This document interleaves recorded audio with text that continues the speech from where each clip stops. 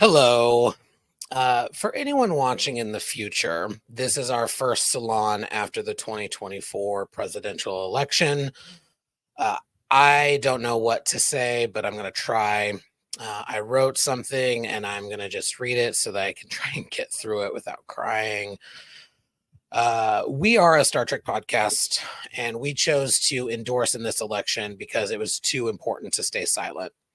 And it would be silly to just hold the salon without acknowledging the real pain and fear that countless people are feeling right now. I work in politics and have for nearly 2 decades. And what I can tell you for certain is no one knows yet what exactly happened. And you should be skeptical of anyone saying that they do, be it Bernie Sanders, be it pundits, and certainly Donald Trump falsely claiming a mandate for his agenda. What we do know right now is there was a rightward shift in voting in this election. Donald Trump improved his performance across all the swing states and in most, but not all, demographic groups. And a lot of people stayed home. Why is an unanswerable question this early. Votes are still being counted, and in a few weeks and months, we'll have a better snapshot of how things shook out. There are early exit polls, and we knew going into the election it was 50-50, and many people felt like the country was moving in the wrong direction. Hearing the economy is strong doesn't feel right when the cost of living is so high. Those are challenging circumstances for anyone in the incumbent party to face. Donald Trump has been running nonstop since 2016, but Kamala Harris ran an incredible campaign in less than 110 days. I will say, though, anyone talking about results without acknowledging the sexism and racism in America is being disingenuous or willfully ignorant. Now, you did not hear me say everyone, and you did not hear me say to tell people that they are racist or sexist. That's not a winning message, even when it's true. But stating the problem is the first step in addressing the problem. A lot of people are scared.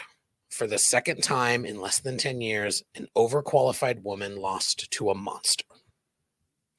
In North Carolina, statewide Democrats did fairly well, but Kamala didn't take the state. In Arizona, voters passed a constitutional amendment to enshrine abortion rights in their constitution, but also voted for Donald Trump, who, let's be serious, will sign a national ban into law if given the opportunity, making that amendment useless. So whether it is sexism, racism, real and honest concerns about the economy, or anything else, and likely a combination of things, the fact is Donald Trump is going to be president again, and it will be worse than before.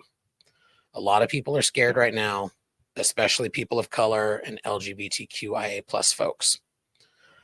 All of that said, there are still signs of hope. Sarah McBride is going to Congress and will be the first trans person in the U.S. House of Representatives.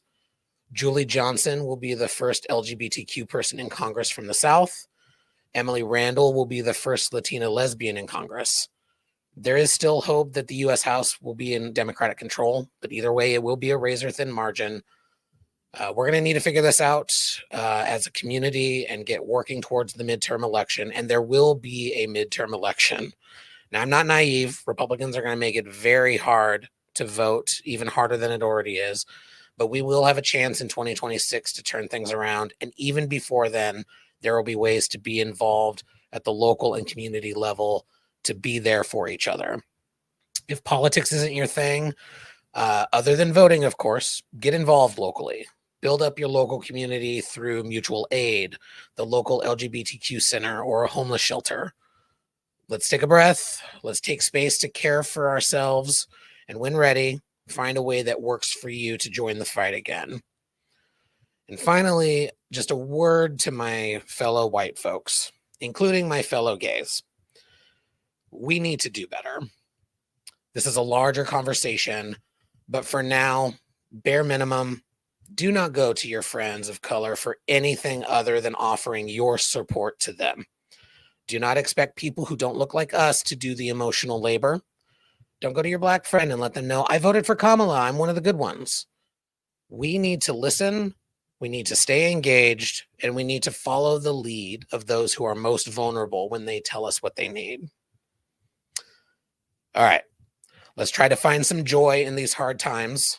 Star Trek offers us a view of a potential future, one that feels a little harder to achieve this week, but it is still possible. Let us talk about Star Trek Lower Decks. This week sucks, but look at Starfleet fuck up some Borg.